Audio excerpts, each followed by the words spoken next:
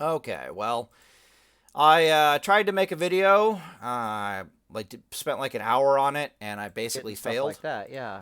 Um, so I guess I'm gonna remake this video. I'm gonna do it a little bit shorter and sweeter. So this video is mostly for reckoning paladins because they're not getting a lot of love on what kind of gear to use, and for people who are just interested in what gear to use in general. Okay, so first thing I need you guys to do is I have an old video called An Ocean of Good Enough. If you haven't watched it, go watch this damn video. Um, th- you watching that video is going to be what makes this video allowed to be short. The TLDR of it is a little too long for me to explain. Like if I try to TLDR that video, I'll spend 20 minutes on it. I did 20, 30 minutes on it. It's kind of ridiculous. The super TLDR on that video is that at the highest level of Paladin Gearing, we could, there's about a 10% leeway. Meaning that we could literally go into combat missing a piece of gear like a neck piece or a ring piece, and it wouldn't even matter. Outside of the highest levels of PvP, which is the 99% of where you're going to spend your time as a paladin, if you're properly geared as a paladin, or is out in the world, like, PvPing normally, you're going to run into people who aren't skilled enough or aren't well geared enough. At that point, you could literally take off two pieces of your gear and it wouldn't matter anymore. But here's what I want you guys to go do. Okay? Um, I want you guys to go into the Wowhead Gear Planner tool. Okay? And I want you to start gearing everything that's basically listed here. Okay? These are pretty much your gearing options for just about every paladin in the game. So, as paladins, we have basically the options in our gearing where it's like we can specialize in spell power. We can specialize in the complete opposite of spell power, which is we'll gear ourselves like we're a warrior. We won't give a crap about our mana bar. We won't have any spell power whatsoever. That's when you're running around like, 2000 mana bar, 2500 mana bar, and you're basically just playing a warrior, but you're a paladin, right? The opposite end of that spectrum, of course, is full tier 2, which will give you the highest spell power possible in the game. Is tier 2 is also super flexible. That's why it pops up here at least twice. Avengers. Where's tier 2? Marshals, tier 2. We're missing one, aren't we? Full tier 2, thick obsidian. Yeah, we're missing one. We're missing the... Yeah, we're missing the thing that I use specifically. All right, 1 second. Let me deal with this. The moment I press P, it's going to...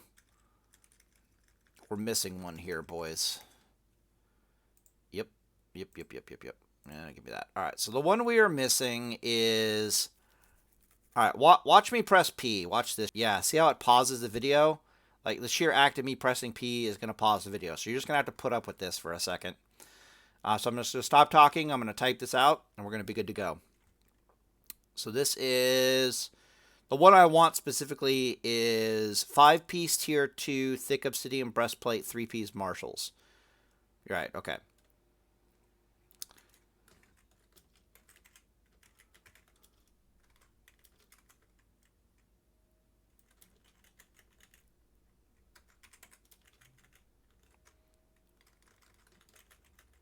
All right.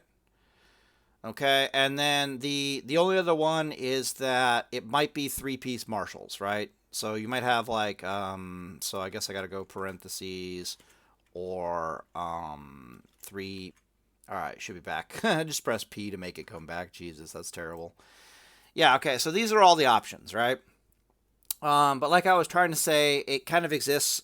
We have 3 options as a paladin if we're looking at it from 40,000 feet.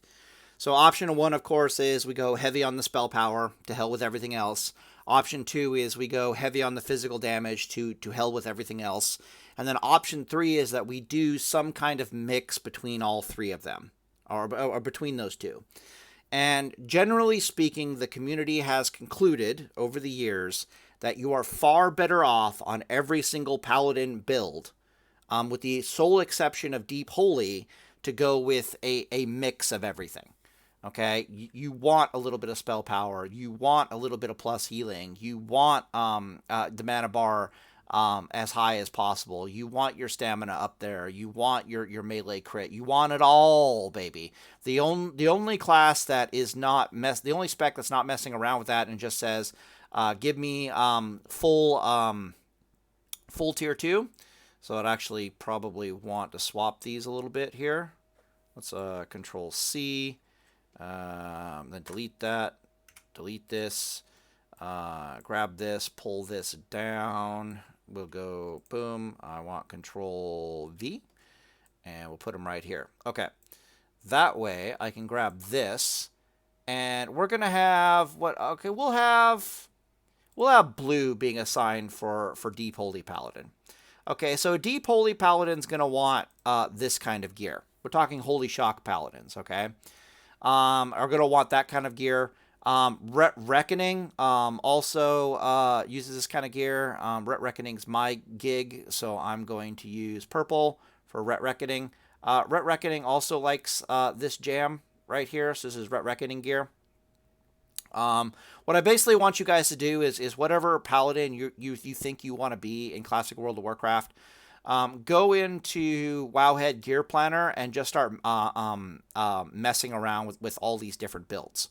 Okay, and you'll begin to see exactly what the hell I'm talking about pretty quickly here.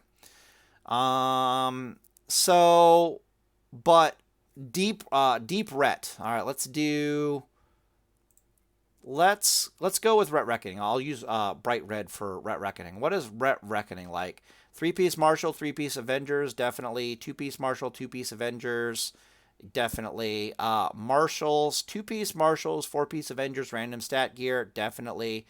5-piece Tier 2, 2-piece Marshals, thick Obsidian Breastplate, random stat gear, full Avengers. Yeah, they don't like full Avengers. Yeah, this is Ret Reckoning right here, I think. All this is Ret Reckoning. Yeah. Okay, yeah, we're good. Okay, so all that is Ret Reckoning. So if you're Ret Reckoning, you're using some combination of this. Like this is what your jam is. This is what you're doing. Then we'll use do I want yellow? No, I don't want yellow. Let's use green for Deep Ret. Okay, so we're going to do green for Deep Ret. This is also Control Ret and Deep Ret. Control Ret wants some variation of this. Control Ret is also happy in the Ret Reckoning stuff, but they tend to value spell power a little bit more than the Ret Reckonings do. Because basically, the more healing you're doing, the more you're in combat, the more you're valuing spell power. You want a little bit of spell power going on with Ret Reckoning. You want a mana bar going on with Ret Reckoning. You want just raw stats with Ret Reckoning. Raw stats, raw stats, raw stats. But like Control Ret, Deep Ret also uses the exact same. So if I did Dark Red for Deep Ret specifically, we would need to overlap it with Ret Reckoning pretty severely here. So Deep Ret and Ret Reckoning are using almost the same gear. Deep Ret, however, can get away with using full Avengers. So I'll put that right there. It's more like brown than dark red. Holy crap. Am I colorblind? Is that not dark red? Is that brown? It must be brown. I can't tell if it's dark red or brown. That's kind of annoying. Oh well, whatever. Yeah, the shitty paladin gets the shit color. Anyways, full Avengers for Deep Ret, totally down for it. Full Avengers for Control Ret, totally down for it. 5-piece Tier 2, 2-piece Marshals, thick Obsidian Breastplate, random stats. Just stats. Like, what's a random stat piece? That's like belt of the Black, like Fallen Crusader, Grand Crusader, like those kind of items where it's just like, yeah, I just have all the stats in the game. Like Marshals also has all the stats, right? Avengers has all the stats. Just all the stats gear. You're pretty much good to go. Ret Reckoning, Holy Reckoning. Holy Reckoning is doing stuff like this. This is my Holy Reckoning gear, like right here. 5-piece tier 2, 2-piece marshals, thick obsidian, random stats. Totally happy with that as a Reckoning Paladin. The most important thing to note for Paladin Gearing is your HP breakpoints, like right over here, right? Like these are the HP breakpoints. This should give you an idea of what kind of gear you're looking at. Just off the top of my head, what kind of gear is HP is going on with certain gear. So if you're like full Avengers, you're running around with about 5,100, 5,200 HP, which is perfectly serviceable, even though you don't have thick obsidian breastplate. If you have thick obsidian breastplate, you can get away with having less HP. In my experience, thick obsidian breastplate, as far as getting bursted out of existence is concerned, is worth about 200 more HP than you're seeing on the tin. So, for example, in my build, I've got like 5,100 HP in my build, but I've got like, I don't even think I have that. I think I got literally 5,050 hit points, or maybe 5,080 hit points. And which is not enough HP for Era if you look at it. But because I have thick obsidian breastplate on the damn thing, and I have damn near 200 fire resist, it's perfectly serviceable. Like nothing's gonna burst me out of existence. Very likely with that. These are the HP breakpoints as they go up in phases. So when you're gearing your Paladin, the most important thing for you to realize is what phase is this Paladin gear? Have I hit my HP breakpoints, yes or no? And if the answer is no, you need to go back to the drawing board. I've talked at length about why HP breakpoints are the way they are. You'll see that the spread on the HP breakpoint is almost always 400. For some weird reason. That's not for some weird reason. That's specifically the difference between does this fire blast, or does this cone of cold, or usually an arcane explosion. Does this arcane explosion, because the mage has nothing else that they can cast, crit or not? If that arcane explosion crits, because normally it'll do like an extra 400 damage potentially. And if the arcane explosion or the fire blast is critting you, basically you're surviving you're surviving crits. Somewhere in this vicinity. So basically, this HP breakpoint is enough HP to survive an enemy trying to burst on you and them getting good RNG. Okay? This HP breakpoint is them bursting on you and them getting amazing RNG. Right? That's the difference. So it's like, did they get amazing RNG? You're still going to survive with this much HP. Did they get like 1 in 4 RNG? 1 in 4 RNG is when enemy RNG mechanics just double, right? Like they're starting to high roll on their spells. They're getting twice as many criticals as normal, like all that stuff. If that's happening, you'll survive with this much HP anyways. The extra 400 HP is if now they're really high rolling, and or they're getting extra criticals that they just shouldn't be getting. Like we're talking like 1 in 8 RNG is happening at this point. So this will cause you to survive like a 1 in 4 burst, or no, only a 1 in 4. Yeah.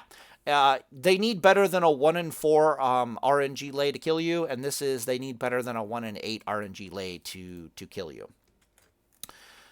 This is just, and then thick obsidian breastplate, anything that has, like I was trying to say, anything that has thick obsidian breastplate, just assume that you have like 200 more HP than is on the tin. So for example, again, my build does not hit the 5,150 HP breakpoint for Era. I'm like 100 HP away from it, but I can easily get that with like the berries from Fellwood, if I really feel like being a dick. But it comes with thick obsidian breastplate, and when I have thick obsidian breastplate, I'm easily over, like I just have to add 200 to that. I easily get over the breakpoint. The build also has near like 500 or nearly 200 fire resist. So and when I eat the berries, it's more effectively that I'm in this category of HP breakpoint, because the fire resist I can calculate is adding like about an extra 200 HP. Thick obsidian breastplate is adding, on average, it adds about 300, but if you low roll it, we'll say 200. Add the additional 100 HP there, it plays more like I have 5,600 HP. So, for example, this gear set here does not have thick obsidian breastplate, so the HP on the tin is what you're going to be working with. This one does have thick obsidian breastplate, so just add 200 to it, so forth and so on. So that'll give you a much better idea of what you're working with. Anything that says Avengers, you're probably also taking Burrower Shell, and you can also add that into the equation. So Avengers plus Burrower Shell, you're going to easily hit your 5,600 HP breakpoint. That's not even a question anymore. So forth and so on. But yeah, so the moral of the story is,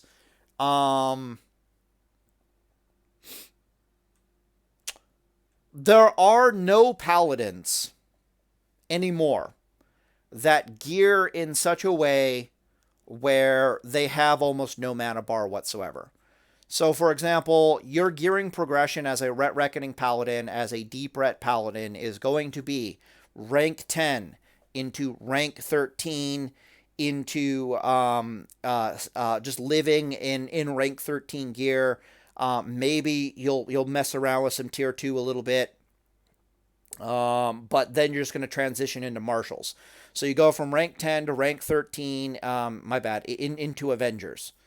And then you kind of sit with a weird mix of like Avengers and rank 13 gear until you get... and then you're filling it out with like Nax pieces. So you might replace this piece of Avengers with that Nax a piece, or a Grand Crusader belt comes to mind. I think there's some shoulder pads from Nax that also come to mind. That might be the Grand Crusader shoulder pads. I really forget. It's just a very easy, very linear gear progression, especially with the ranking changes. There's nothing special about it or to it whatsoever. You might be like, oh, there's some burning crown I'll take from like, Blackling Lair. There's this thing that I'll take from there. I want more damage. It's usually like, it's not worth it. It's very hard for me to explain why it's not worth it. You probably have to go watch the Ocean of Good Enough video. The TLDR is that we have discovered that we are better off just synergizing with all the stats. So, for example, the example I gave in the previous video that's not going to get uploaded is this. This is a very classic example you're going to find yourself in as a paladin, and it is the reason why we gear this way and not the other way. Okay, it's why you're going to value gear that has intellect on it, gear that has spell power on it, gear that the enchants for your head and the enchants for your legs, as a Ret Reckoning Paladin or as a Deep Ret Paladin, they are going to be, unless you're doing the Hand of Rag fire resist thing that I'm doing, those two enchants will be not DPS enchants, but the +7 melee defense, +10 stamina, plus like 25 healing enchant. You're not gonna put plus like 15 agility on your gloves. You're gonna put +30 healing on your gloves. That sounds weird until you start playing around with it and you notice, like, holy shit, Pally Time is right. I don't need the extra critical strike chance. This healing is doing work for me, and I'll give you a prime example of what the hell I'm talking about. So, a lot of things that try to burst us out as paladins, we find ourselves in a weird situation where we either have to go all in on trying to kill them, or we have to hit them once, look at the RNG, and then go for a Holy Light. So we'll like wreck bomb them, look at the RNG of the wreck bomb, and then we'll decide immediately if we're going Holy Light or if we're going to continue being offensive with them.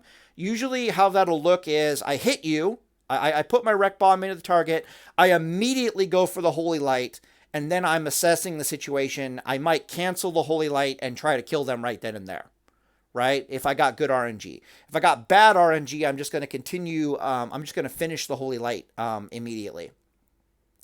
If you do the all warrior build gear style, you're not going to have this option. Your only option is to go all in on the RNG, because you're not going to have the mana to heal yourself, and you're not going to have the HP to heal yourself, and you're not going to have the spell power to heal yourself. This sounds weird, but just follow me on this for a second, okay? It's best shown, in my opinion, in an example.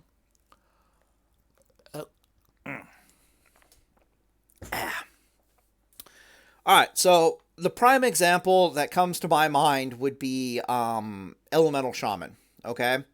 So you've suffered all the Elemental Shaman's stupidity. They have just Earth Shocked you, okay? Which means they're on a 1.5 second GCD. You have put your Wreck Bomb into the Elemental Shaman. You survived all their nonsense because you hit your HP breakpoints. You have now Wreck Bombed into the Shaman. You're looking at the RNG. It's a fucking Shaman. I can already tell you right now, it's a snowball's chance in hell that you actually did enough damage to the Shaman that you can go for the kill. It's not impossible.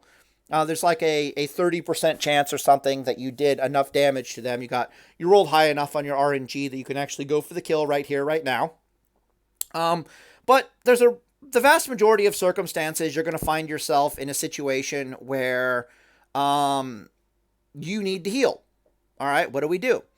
What the hell was that? Okay, we need to heal. What the hell do we do? Well, how do I put this? What you can do under these circumstances depends entirely upon what your current HP bar is. Like, let's say you have 200 HP, okay? All this, you can Flash of Light yourself, and that's it. So you can put the Wreck Bomb in, you can do a Flash of Light, and then you can pray to the RNG gods. There's probably a really good chance that you're dead. You got a Burrower Shell, you got to stun them, you got a Bubble, you got an AMG, Arena Guard Master Trinket, you got a Healing Potion, you got a Whipperoot. You have to do something, because you're looking at death. I'm going to tell you right now, if you're at 200 HP, you're looking at death. Why is this? Well, because the Elemental Shaman, let's say I go for a Holy Light. The Elemental Shaman is just going to auto-attack me twice and I die. Like, straight up, he's going to auto-attack me twice and I'm going to be dead.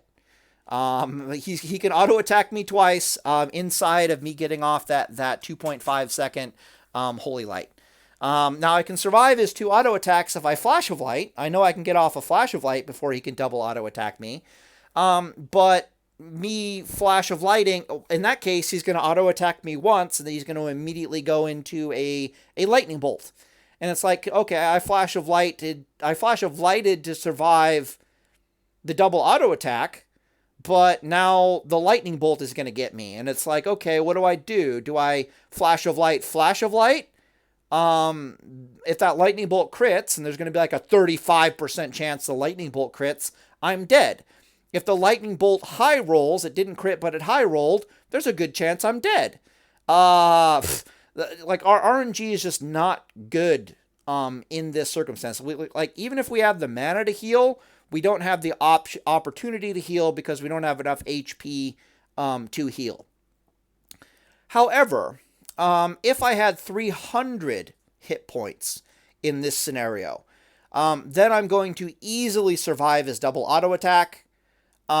He doesn't have enough. He's 3.5 seconds away from getting a Lightning Bolt into me. I have all the time and the HP in the world to Holy Light in this motherfucker's face.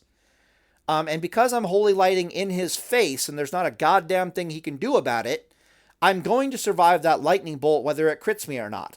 I'm going to survive his auto attack. In fact, I pray his Lightning Bolt. I want his Lightning Bolt to crit me at this point. Because a Holy Light heal is going to heal me for about 2,000. A Lightning Bolt crit is going to crit me for 1,800. His auto attacks aren't doing enough damage. I want his Lightning Bolt to crit. I'm praying his Lightning Bolt crits me at this point. I'm like, pretty please let this Lightning Bolt crit me so I can get a double Wreck Bomb into this guy. Like I wreck bomb him for 5 auto attacks, I holy light him, his melee attack crit me, or his auto attack crit me, or I mean his lightning bolt crit me. I'm a happy Drakova right now. I'm just gonna put 2 more auto attacks into this guy. I'm gonna watch him die screaming, basically. Okay, and that is all off the back of 2 factors. That is off the back of factor 1, which is I had enough HP to holy light myself. That is also off the back of the fact that I'd have a deep enough mana pool to be able to holy light myself, right? So you can see the synergy starting to happen.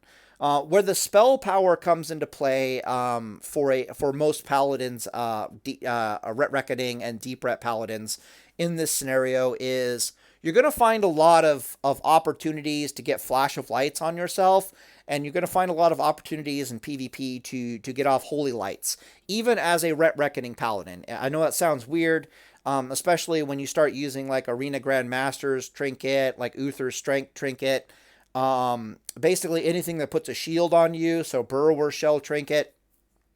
All these things put shields on you, which when you have a shield on you, you won't suffer pushback from damage, so it becomes very viable for you to get Holy Lights off.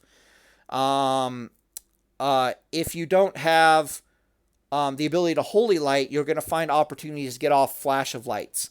So you'll be fighting like an MS Warrior or something else, and Moral Strike Warrior comes to mind with this, where his rage, they need 10 rage to kick you. And you'll watch their rage drop to be having like 5 rage, and they just use their white attack. You'll just Flash of Light yourself. You'll be like, Flash of Light. I can weave in a Flash of Light here. I can weave in a Holy Light there. I can do this. I can do that. When you get better and you have the stat, basically what I'm saying is, when you have the mana to Holy Light yourself, you start finding places to be able to Flash of Light / Holy Light yourself that were always opportunities before, but you just didn't have the mana to take advantage of them. Once you start finding ways to take advantage of healing yourself, a little bit of plus healing becomes more valuable than anything. It starts adding up on you as bonus HP.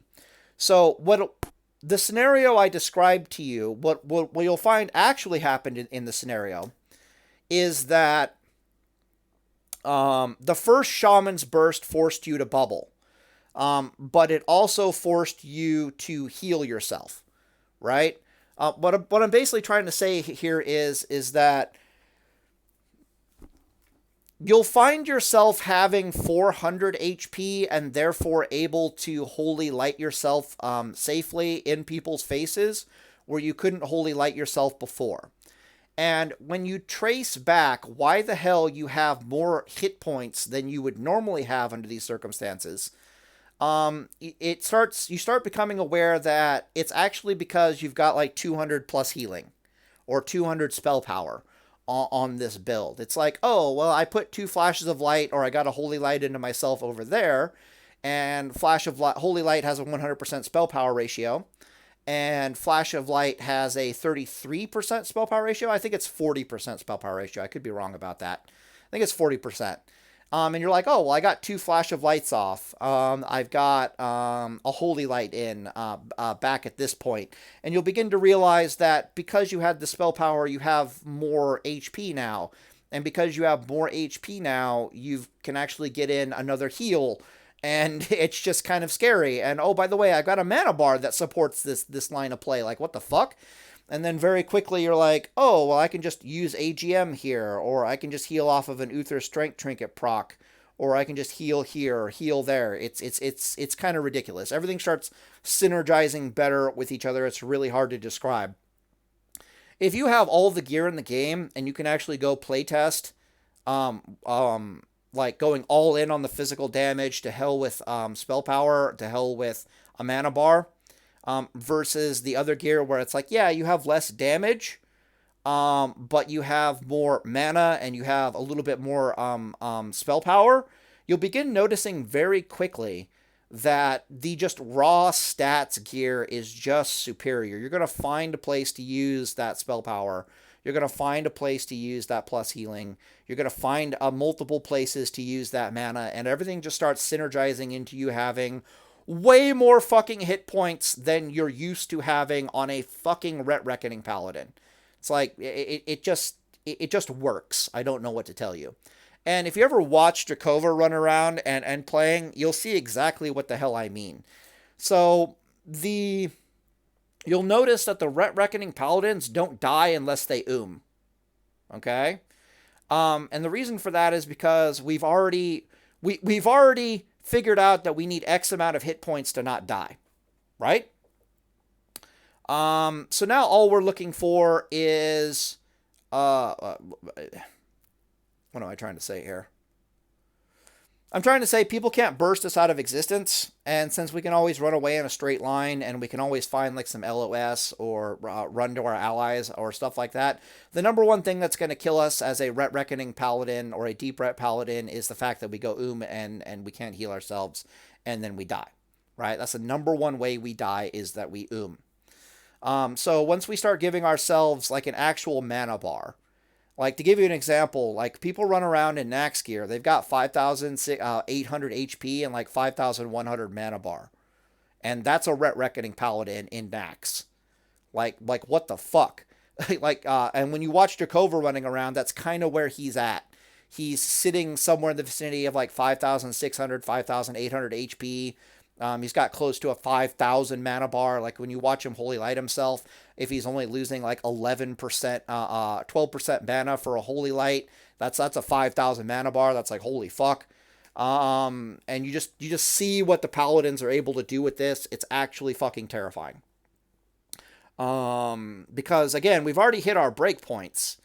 And once you hit your HP breakpoints, you find yourself all the time in these situations where it's like, I can go for the kill, or I can heal myself. And once you get enough spell power and you get enough mana, you're like, okay, well, now I can really heal myself. And now I can heal myself, and the healing will be enough that I don't die. So let's go back to this shaman scenario. Because again, I really like talking about this shaman scenario. Okay?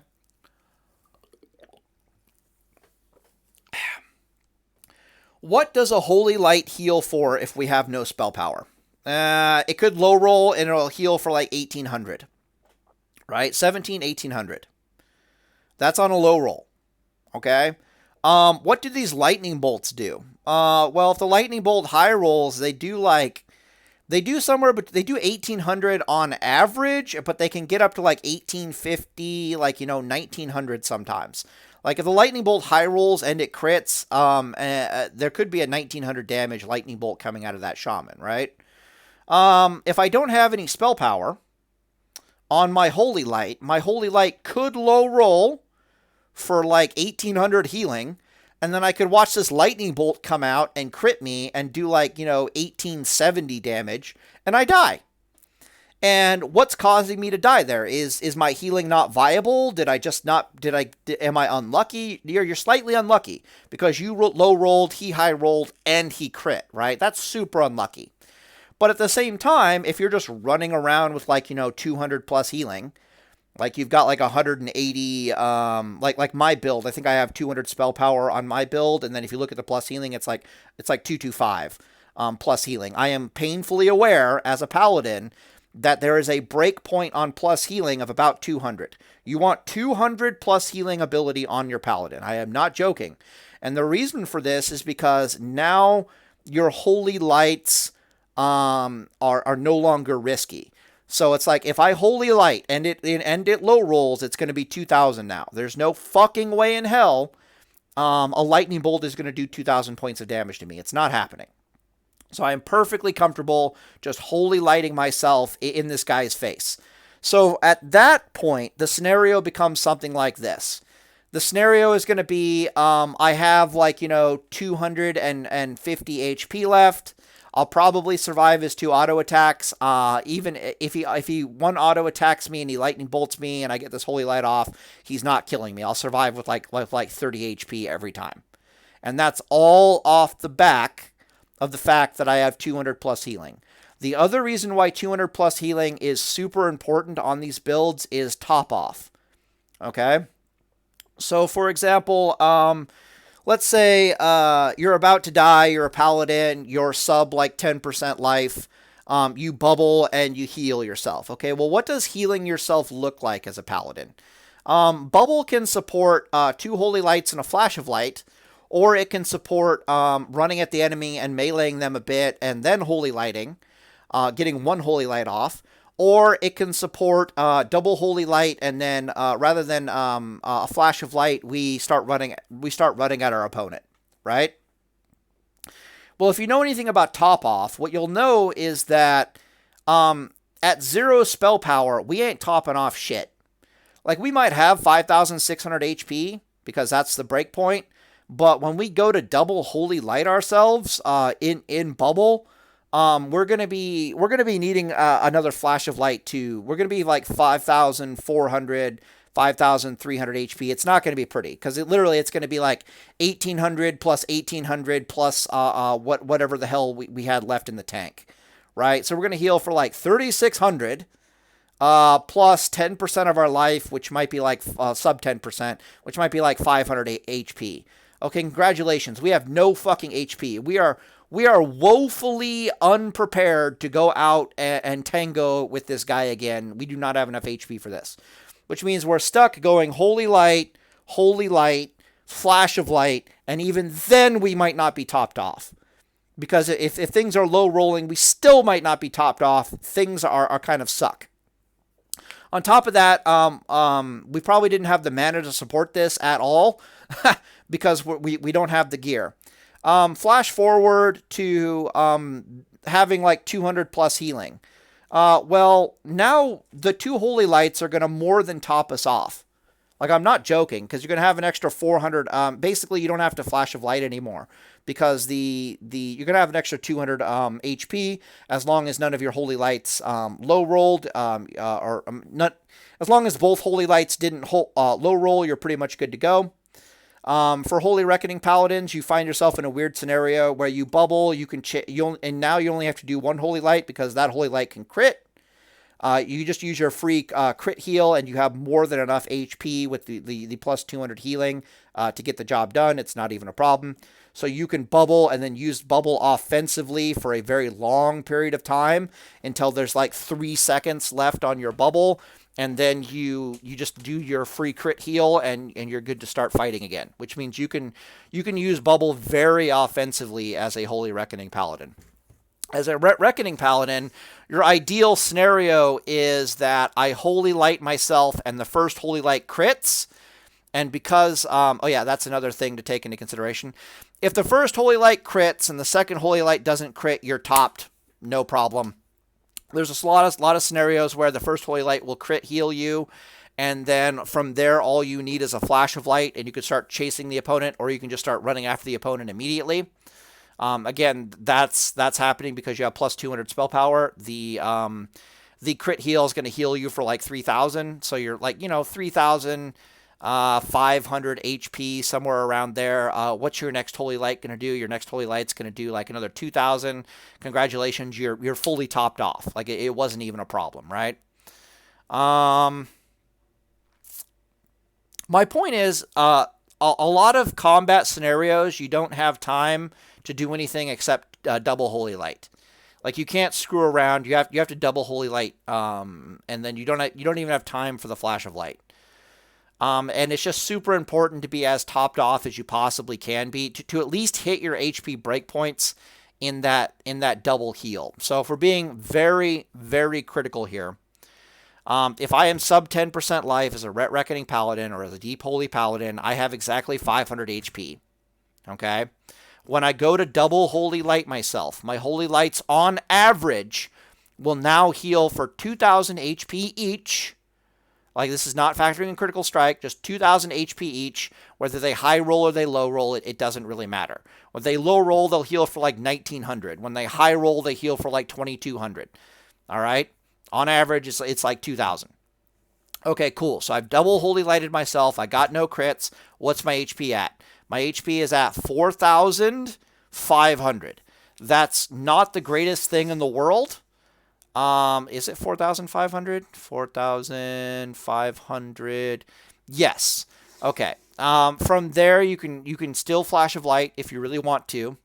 Flash of Light's going to heal you for, what the hell is Flash of Light going to heal you for? About 500 at that point. Yeah, you're very close to hitting an HP breakpoint at that point. which means that you can immediately get back into combat, no problem. If you have Burrower Shell Trinket or anything else like that, you've at least reached like the minimum breakpoint level. This is also considering that you usually have thick obsidian breastplate with these builds. So again, you have to add 200. I forgot about that. You have to add 200 HP to the total. So if you recall, we have 4,500 HP after our 2 holy lights. If we flash of light ourselves, we're going to be 5,000 HP with thick obsidian breastplate. Boom, we've hit our HP breakpoint. We are good to go to get right back into the thick of things. This is all due to the fact that we have plus 200 healing. If we do not have plus 200 healing, life looks way fucking different. If we don't have thick obsidian breastplate, what the hell was that? Whatever. If we don't have thick obsidian breastplate, we're usually using something else that's going to give us even more spell power. So even though we didn't have thick obsidian breastplate, the increased spell power ratio will probably put us at that breakpoint level anyways. Hopefully I'm making sense here. But there's a very important breakpoint for paladins of having about 200 plus healing. You can go a little bit above it if you want to, like 220, 250 is fine. You very easily reach those breakpoints just wearing all the gear that I showed here, and making sure that you have the plus healing enchants for shoulder and legs, and for gloves. The plus healing enchant on the gloves is actually super important. It comes at the expense of like 15 agility, which I do believe is like a little bit over 1% critical strike. You're going to be super tempted to take that extra 1 point of critical strike in your build. Highly suggested that you don't do it unless you're like specifically Drakova, right? If you super know what you're doing and you have Burrower Shell, then by all means take the extra agility. But if you don't have Burrower Shell and you're not super comfortable yet playing Deep Red or Ret Reckoning or anything like that, definitely take. This is Ret Reckoning, right? For Ret Reckoning, definitely take the plus healing. You don't need the extra damage. Just trust me on this. You don't fucking need it. If you're Deep Ret, if you're some variant of Deep Ret, don't take the plus healing. Take the extra critical strike chance. You need the DPS more than the plus healing because you have Repent. You have all kinds of other healing opportunities at your disposal. You need the critical strike more than you need the plus healing because you got other things that you can use to help top yourself off and heal yourself in emergency scenarios. But as a fresh Deep Ret player, that's going to give you like plus 80 healing right there, just in your enchants alone. The gearing will do the rest of it, and you'll see exactly what the fuck I mean very quickly once you start playing around with it. You'll be like, wow, I have enough HP to actually get another Holy Light in here. Wow, that's fucking weird. Oh my god, I topped myself off. That's never happened to me before. It's super important. All right, super, super, super important. Hit your healing breakpoints. Okay, healing breakpoint 200. Don't screw around with it.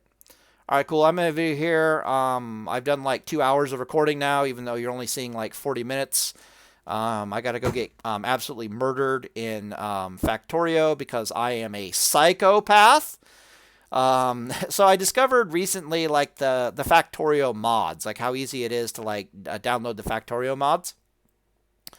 And so I've just been cranking up the difficulty like some insane person, like to the 9s, and then getting upset and pissed off when I can't beat the game anymore.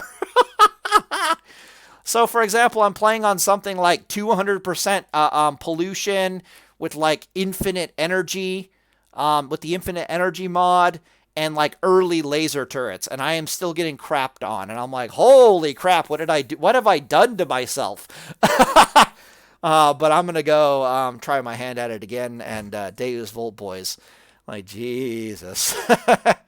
It's been like 3 days, and I'm still trying to beat this. I'm like, holy fuck, this is ridiculous. Like my master plan was I installed another mod that lets me build these structures that consume pollution.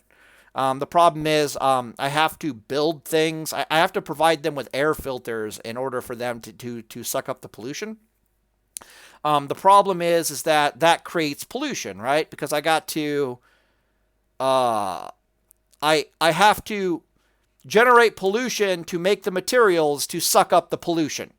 And of course, evolution factor is based entirely upon how much pollution you're producing, not how much pollution the is being absorbed by the biters, right? And of course, I have rampant on, like, yeah, of course I have rampant. So if you don't know how the game works, the more pollution you produce, not only does your enemy get bigger and buffer faster, but their nests will absorb pollution and then like send biter waves at you. There's one video that I actually highly suggest if you've never watched it. Factorio is an amazing game. Let me just shill for Factorio really fast here. Let me pause real quick here.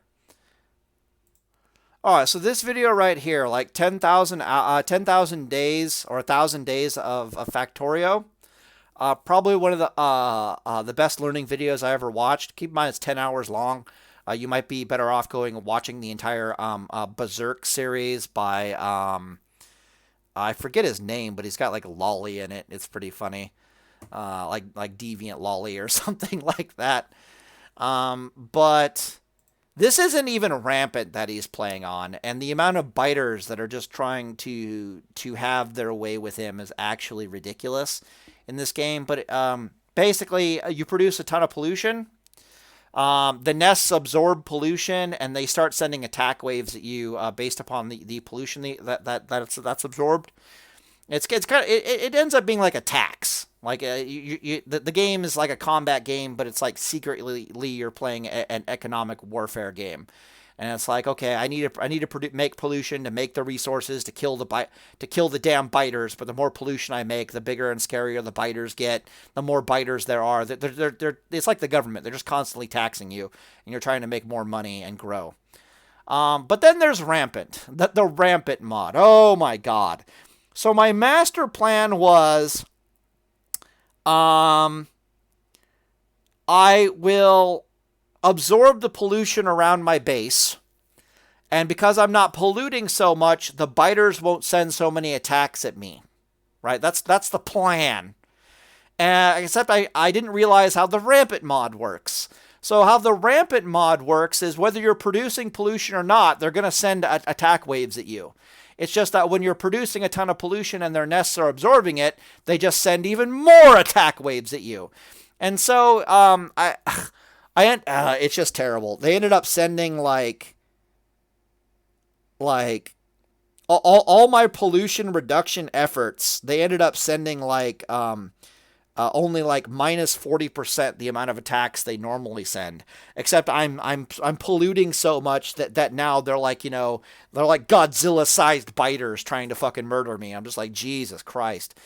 I also discovered that the rampant mod has these things called poison biters. I thought the laser biters were bad because the laser biters are like, oh, you're shooting me with a laser, I don't give a fuck. No, the poison biters are the worst thing I've ever seen in this game. Holy shit. I don't know why they're called poison biters. They might as well be called acid xenomorph biters. Like, what the fuck? Basically, when they die, they do like a giant AoE poison cloud that I have yet to determine whether or not it does infinite damage or not. Because I can't tell if there's like 10 biters dying in one area and the poison cloud is just doing infinite damage because it's damage times 10, or if it's just one biter dying and the poison cloud just does infinite damage. All I fucking know is that they run through my walls. Okay, like they run up to the walls. They don't even stop to attack the wall. They're just dying and the poison cloud just melts the walls down. And then they get on my turrets. And I'm like, okay, I can at least see them slowing down for like half a second once they hit the turrets. But they just hit the turrets, they just melt into the turrets. It's like, what the fuck am I looking at? Oh my god, it's brutal. Okay, just listen, I don't know if you guys like this about me, but I'm some kind of a weird masochist when it comes to like video games. My favorite thing in the world to do with video games is my most hated thing is when I can't beat something. But my most beloved thing is like just 2 steps away from that, where it's like I can't make it any harder. How do I put this? It's as hard as I can possibly make it, but I can still beat it. Like, that's my favorite place to be. I love it when it's just like it's just barely unbeatable. Like, that's my favorite happy point in a video game, but it's also the most frustrating and annoying. So I don't know what the hell is wrong with me. I talk to my friends. That's not how they are at all, but that's how I am. I mean, that's why I like Paladin in Classic World of Warcraft, because that's like life in general. Anyways, I'm going to end the video here and go get shit on in Factorio for like 12 hours, and day is Vol, boys.